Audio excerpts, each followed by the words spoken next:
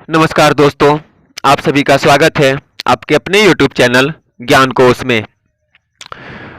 आइए दोस्तों, आज हम लोग वैदिक सभ्यता से संबंधित महत्वपूर्ण प्रश्नोत्तर को देखते हैं, जो आने वाले सभी प्रतियोगी परीक्षाओं जैसे SSC, CGL, CHSL, MTS, railway, group D, NTPC, police exam, साथ ही UPSC, BPSC, JPSC, MPPSC, UPPCS इत्यादि के लिए अति महत्वपूर्ण होंगे।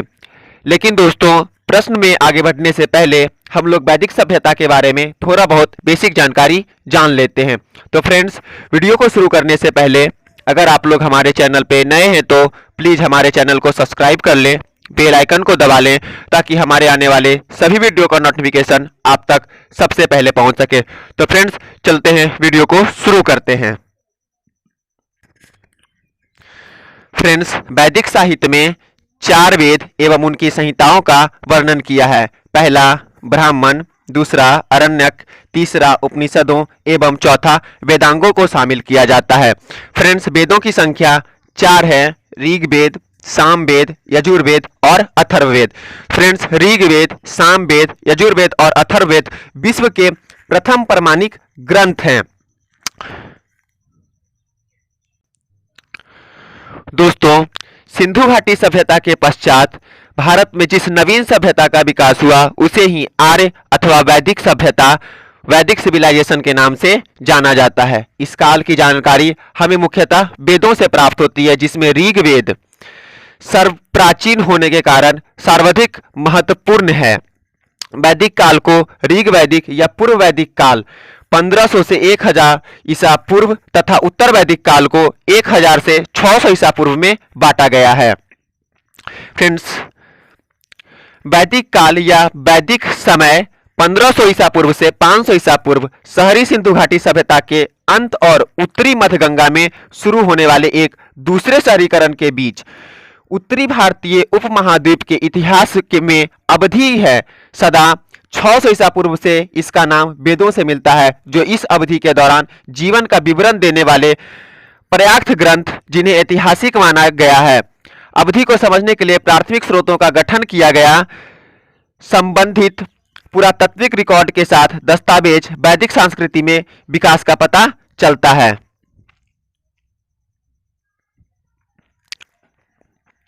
फ्रेंड्स, आर्य सर्वप्रथम पंजाब और अफगानिस्तान में बसे थे। मैक्स मुलर ने आर्यों का निवास स्थान मध्य एशिया माना है और आर्यों द्वारा निर्मित सभ्यता ही वैदिक सभ्यता कहलाई है।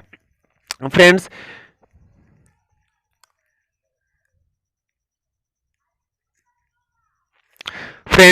वेदों को भारत का सर्वप्राचीन ग्रंथ माना जाता है, जिस संकलनता महर्षि कृष्ण देवरायन वेदव्यास को माना जाता है।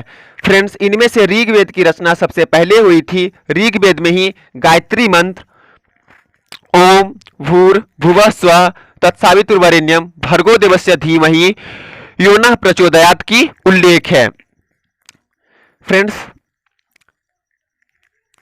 ऋग्वेद काल आर्यों के आगमन के तुरंत बाद का काल था, जिसे कर्मकांड गौण थे। परंतु उत्तर वैदिक काल में हिंदू में कर्मकांडों की प्रमुखता बढ़ गई थी। फ्रेंड्स, ऋग वैदिक काल, इसका जो प्रथम टॉपिक है ऋग वैदिक काल क्या है। फ्रेंड्स, चलते हैं ऋग वैदिक काल के बारे में जानते हैं। फ्रेंड्स, इस काल की तिथि निर्धारण जितनी विवादास्पद रही, उतनी ही इस काल के लोगों के बारे में सटीक जानकारी इसका एक प्रमुख कारण भी है। इसी सभ्यता के तक केवल इसी ग्रंथ ऋग्वेद की रचना हुई थी। फ्रेंड्स, मैक्स मुलर के अनुसार आर्य मूल निवासी स्थान मध्य एशिया को माना जाता है। फ्रेंड्स, आर्य सर्वप्रथम पंजाब अफगानिस्तान में बसे थे। यह क्षेत्र प्रमुख 7 नदियों सिंध, कुंभा, काबुल, कुंभा को फ्रेंड काबुल के नाम से भी जाना जाता है, शुद्रती को सतलज के नाम से जाना जाता है, विपाशा को ब्यास नदी के नाम से जाना जाता है, परुसनी को रावी नदी के नाम से जाना जाता है, अस्कमी को चिनाव नदी के नाम से जाना जाता है और विस्ता को झेलम नदी के नाम से जाना जाता है। फ्रेंड्स, तक फैला हुआ था। इनके क्षेत्राधिकारों का सप्त सैंधव प्रदेश कहा जाता है। फ्रेंड्स, आर कबीला बनाकर रहते थे, जिनमें परिवार को गृह कुल का कहा जाता था, जिसकी मुखिया कुल्प कहलाता था। ये सभी कुल्प मिलकर एक ग्राम बनते थे, जिसका मुखिया ग्रामीण कहलाता था। फ्रेंड्स, इसी प्रकार सभी ग्राम मिलकर विष बनाते थे, जिसमें विष का प्रमुख विषपति होता था एवं सभी विष मिलकर एक जन बनाते थे। फ्रेंड, चलते हैं आगे। कुल या कुलप, ग्रामीण, विषपति या राजन। फ्रेंड्स, ऋग वैदिक काल में देवताओं में सर्वाधिक महत्व इंद्र को दिया जाता था। ऋग वैदिक काल में जो देवताओं में से सर्वाधिक महत्व जिसे दिया जाता था वो देवता इंद्र थे, तथा उसके उपरांत और जिन देवता को सबसे ज्यादा महत्व दिया जाता था वो अग्निदेव थे, और उनके वरुण को महत्व प्रदान किया जाता था। उनके बाद जो सबसे ज्यादा महत्व दिया जाता था किन्हीं देवताओं को, तो वो वरुण देव थे। फ्रेंड्स, ऋग्वेद में इंद्र को पुरंदर अर्थात किले को तोड़ने वाला कहा गया है। ऋग्वेद में उसके लिए 250 सूक्त हैं तथा अग्नि के लिए 200 सूक्त हैं। फ्रेंड्स, मनुष्य एवं देवता के बीच मध्यस्थ की भूमिका निभाने वाले देवता के रूप में अग्नि की पूजा की जाती थी। जो मनुष्य और देवताओं के बीच मध्यस्थ का काम करते थे वो अग्निदेव करते थे, इसीलिए उन्हें मध्यस्थ के रूप में जाना जाता है। फ्रेंड्स, ऋग्वेद में उल्लेखित सभी नदियों में सरस्वती सबसे महत्व था पवित्र मानी जाती है।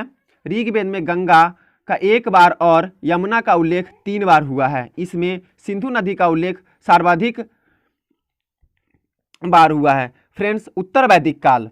फ्रेंड्स, अब बात हम लोग करेंगे उत्तर वैदिक काल के। उत्तर वैदिक काल में क्या हुआ इसके बारे में जानेंगे। फ्रेंड्स, उत्तर वैदिक काल का इतिहास ऋग्वेद के पश्चात आर्य सभ्यता पंजाब से कुरुक्षेत्र अर्थात गंगा यमुना द्वाब क्षेत्र में फैला हुआ है। फ्रेंड्स, इस क्षेत्र को आर्यवत भी कहा जाता था। फ्रेंड्स, आगे है, इस काल की राजनीतिक दशा के अंतर्गत आर्यों का संपूर्ण उत्तर भारत में प्रसार हुआ। सभी छोटे छोटे कबीले एक दूसरे से मिलकर क्षेत्रानुसार जनपद बने एवं भरत और पुरु मिलकर कुरु बने।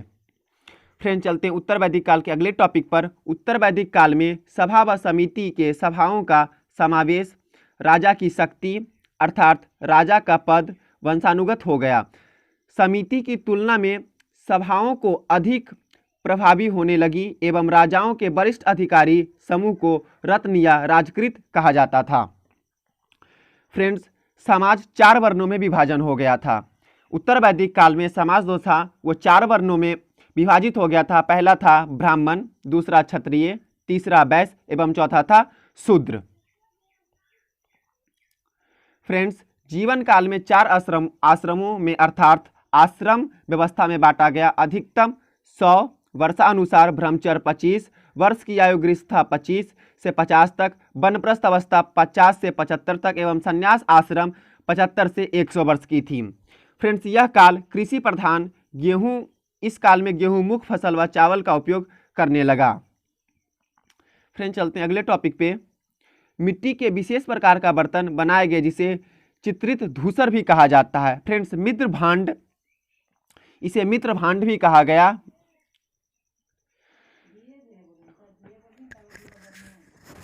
फ्रेंड्स, चलते हैं अगले टॉपिक पे। उत्तर वैदिक काल में लोहे का प्रयोग आर्यों द्वारा किया गया, जिन्हें प्रारंभ में अस्त्र शस्त्रों के निर्माण हेतु समांतर कृषि उपकरणों के रूप में प्रयोग किया जाने लगा था। फ्रेंड्स, जिस कृष्ण अय्यस या श्याम कहा जाता था उसे कौशाम्बी नगर में प्रथम बार पक्की ईंटों का प्रयोग किया गया था।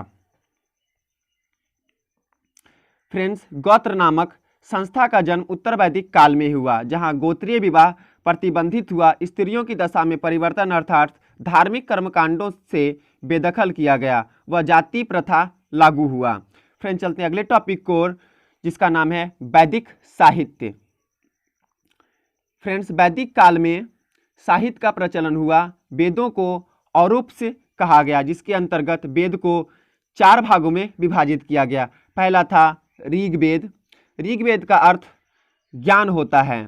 इसमें आर्यों का आगमन व बसने का पता चलता था। इसमें 10 मंडल, 1028 श्लोक, लगभग 10,600 मंत्र हैं। फ्रेंड्स इसी में गायत्री मंत्र का उल्लेख मिलता है जो सावित्री नामक देवता को संबोधित है। फ्रेंड्स अगला जो वेद था वो यजुर्वेद था। यजुर्वेद कर्मकांड प्रधान है। इसके पाठकर्ता ब्राह्मणों को अधुर्व कहते हैं। यह एक ऐसा वेद है जो गद्य एवं पद दोनों में है। यजुर्वेद 2 भागों में विभक्त किया गया है। फ्रेंड्स यजुर्वेद 2 भागों में विभक्त किया गया है। पहला जो है वो गद्य है, गद्य कृष्ण यजुर्वेद, और दूसरा है पद शुल्क यजुर्वेद। तो फ्रेंड्स अगले वेद के बारे में हम लोग बात करेंगे जो है सामवेद।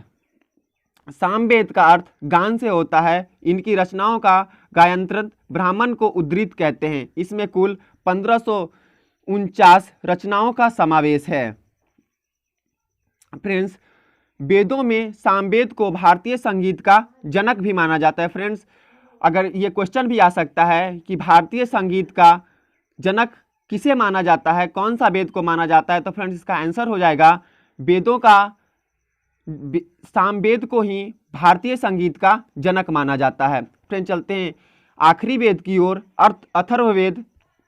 अथर्ववेद का तात्पर्य जो है पवित्र जादू। अथर्व में रोग निवारण, राजभक्ति, विवाह, प्रणय, गति, अंधविश्वास आदि का वर्णन है। इस वेद की रचना अथर्वा ऋषि ने किया था। फ्रेंड्स इससे एक क्वेश्चन यहाँ भी बन सकता है कि अथर्ववेद की रचना किस ऋषि ने किया था, तो इसका आंसर हो जाएगा फ्रेंड्स, इन्हें याद रखिएगा आप लोग कि अथर्ववेद की रचना अथर्वा ऋषि ने किया था। अथर्ववेद कन्याओं के जन्म की निंदा करता है। फ्रेंड्स यहाँ भी एक क्वेश्चन बन सकता है कि किस वेद ने कन्याओं की जन्म की निंदा करता है, तो इसका आंसर होगा अथर्ववेद ने कन्याओं की जन्म की निंदा करता है। फ्रेंड्स सबसे प्राचीन वेद ऋग्वेद, सबसे बाद का वेद अथर्ववेद है। फ्रेंड्स अब चलते हैं अगले टॉपिक पे, उपवेद। फ्रेंड्स वैदिक साहित्य के अंतर्गत 4 वेदों के उपवेद के नाम एवं उनके संबंधित क्षेत्र, रचनाकारों एवं नाम के सहित निम्नानुसार है। ऋग्वेद आयुर्वेद चिकित्सा शास्त्र से संबंधित है। इनकी जो रचनाकार हैं उनका नाम धन्वंतरी है। यजुर्वेद धनुर्वेद युद्ध कला से संबंधित है। इनके जो रचनाकार हैं वो विश्वामित्र हैं। फ्रेंड्स तीसरा सामवेद। सामवेद गंधर्व वेद कला एवं संगीत से संबंधित है। इनके जो रचनाकार हैं वो भरत मुनि हैं। फ्रेंड्स चौथा अथर्ववेद, ये शिल्प देव भवन निर्माण कला से संबंधित है। इनके जो रचनाकार हैं वो विश्वकर्मा हैं। फ्रेंड्स चलते हैं ऋग्वैदिक कालीन नदियाँ। फ्रेंड्स ऋग्वैदिक कालीन नदियाँ में जो नदियों के प्राचीन नाम है, नदियों के प्राचीन नाम और उनके आधुनिक नाम के बारे में हम लोग जानेंगे। तो फ्रेंड्स चलते हैं आगे। कुग्गू नदी जो है वो कुकर्म के नाम से जाना जाता है। फ्रेंड्स सुवास्तु ये स्वात के नाम से जाना जाता है। कुमा काबुल के नाम से जाना जाता है। गोमती गोमल के नाम से जाना जाता है। ऊपर 4 ही नदियों को अफगानिस्तान की नदियां में सबसे, बिस्ता को झेलम नदी के नाम से जाना जाता है। पुरुषनु को रावी नदी के नाम से जाना जाता है। बिपाशा को ब्यास नदी के नाम से जाना जाता है। दुस्तदी को घग्घर नदी के नाम से जाना जाता है। अस्कनी को चिनाव नदी के नाम से जाना जाता है और सुद्रती को सतलज नदी के नाम से जाना जाता है। फ्रेंड्स सदानीरा को गंडक नदी के नाम से भी जाना जाता है। तो फ्रेंड्स ये रहा वैदिक सभ्यता या वैदिक काल से रिलेटेड कुछ इम्पॉर्टेंट बेसिक जानकारी। फ्रेंड्स हम लोग अगले वीडियो में इसके क्वेश्चन आंसर को डिस्कस करेंगे। तो फ्रेंड्स तब तक के लिए धन्यवाद।